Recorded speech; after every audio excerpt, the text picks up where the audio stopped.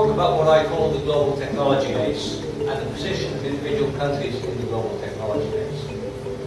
I will also talk about the framework of the different sources of growth and development, which help, I think, relate bits and pieces of what we may be familiar with, like education, like investment, like knowledge flows, into a broader perspective. In your first set of graphs, where you showed the countries that really took off, including those which had promised to put in, it struck me, without being able to do all of the research, that those which didn't had rapidly increasing social programs, whereas those that did not focus as much on their social safety nets. A lot of people think research and development is innovation. It is only a small part, and the doing of R&D is not necessarily innovation. So I will get to that in a moment, but if somebody says we're spending X billion dollars on research and development and we're the most innovative firm, government department, or what have you, in the country, they are. Learning is one side of the innovation, in my mind. Learning at the firm level is very important. Innovation, we're not talking about frontier, you say, blue sky, or very advanced innovation, producing something that is new to the world, or doing it in a way that nobody has been using before. But innovation is really improving marginally. It's adding new dimensions. It is producing a slightly different product with a slightly different process, and incrementally adding something. We have a mindset in terms of what it means to be educated.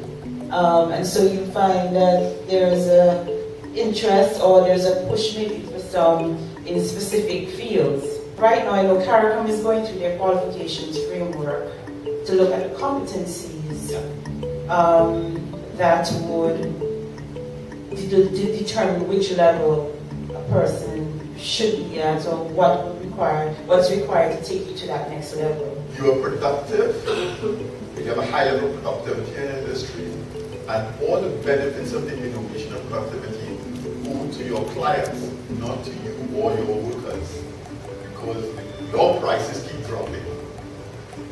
And they get the versions. For example, Professor Reiner has a paper on the Caribbean, and he looks at Haiti. He says Haiti is the best producer of baseballs in the world. It's just that the local value added keeps declining year in, year out. It's very labor intensive, and the workers who are making the baseballs, who are very productive, can outcompete anybody else in the world in terms of making baseballs, and they are getting poorer year in, year out. So it is not about productivity. To be productive in the wrong industry. What it takes to publish or perish is quite different from what it takes to maximize profits.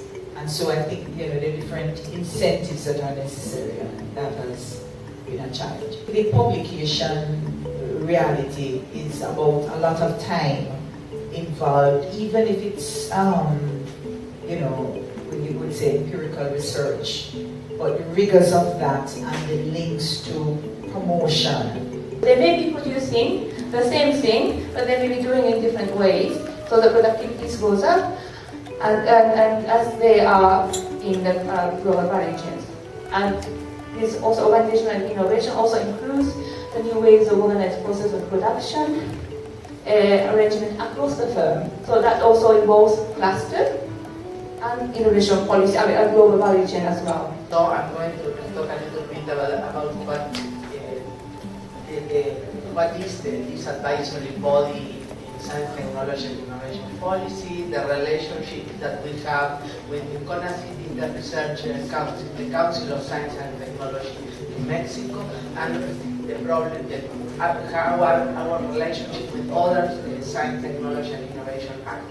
Coming out of here, I'm seeing at least the list of challenges and what are the suggested interventions to respond to these challenges be presented at the CARICOM level so that at least the prime ministers are sensitized, that we at the operating level, at that level, are aware of what needs to be done, and therefore they need to take the required action because we are expecting that from them.